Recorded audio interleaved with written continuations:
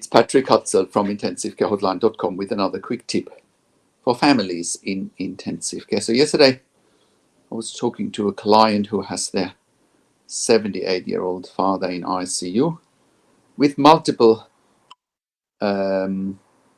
complications after pneumonia and sepsis. And of course, the intensive care team is trying to push the family to end of life and palliative care for their father, even though their father is not even on a ventilator. But, for lack of a better term, the palliative care team is breathing down the family's neck saying, well, it would be in the quote unquote best interest for their father to die. And, family is smart enough to look through the agenda of the ICU to empty their beds, and said, well, we don't want to talk about that. We want to talk about treatment of our father, and we want to talk about how to get him out of intensive care as quickly as possible. The situation is that he was intubated for 4 days, and he was on BIPAP for a few more days. Now he's off BIPAP, but he's on high flow nasal prong oxygen on about 50%. He's got diabetes, insulin dependent. He's got a history of heart failure. He's got a history of atrial fibrillation. He's got a history of kidney failure. So there's a fair bit going on, and he's also got a history of sleep apnea. At home, he is on CPAP, on a CPAP machine, which they pretty much stopped now, and they realize that after they stopped the BiPAP, and he's getting more and more confused, getting more and more agitated. And they stopped the Precedex, started him on some Ativan now. But I believe one crucial factor that's potentially contributing to his confusion and agitation is not getting him the CPAP and the BiPAP, because his baseline CO2 is probably pretty high with sleep apnea.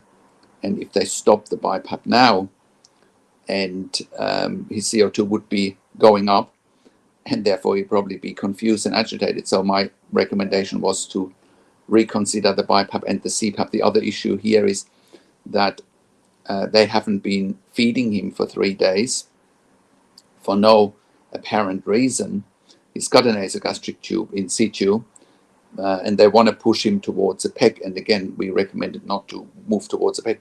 He can have feeds through a nasogastric tube, or he can have feeds through via TPN, right? So it seems to be apparent more and more that, when we're working with clients, that ICUs seem to be withholding nutrition at times to, push families on the agenda of, withdrawing life support and letting people die.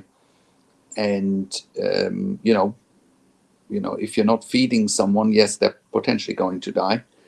And you can't fight a critical illness without nutrition. There's enough research out there that confirms that early feeding in intensive care helps to combat critical illnesses. So we've educated the family there, and if they were to give consent to a PEG tube, chances are they would be sending their father on to a nursing home as quickly as possible, because, a PEG tube makes it really easy for nursing homes to deal with nutrition. They don't have to feed patients, and it has this perception of permanency, whereas a nasogastric tube, you can do the very same than a PEG tube. You can give nutrition, but it's temporary, and people have to start eating and drinking again.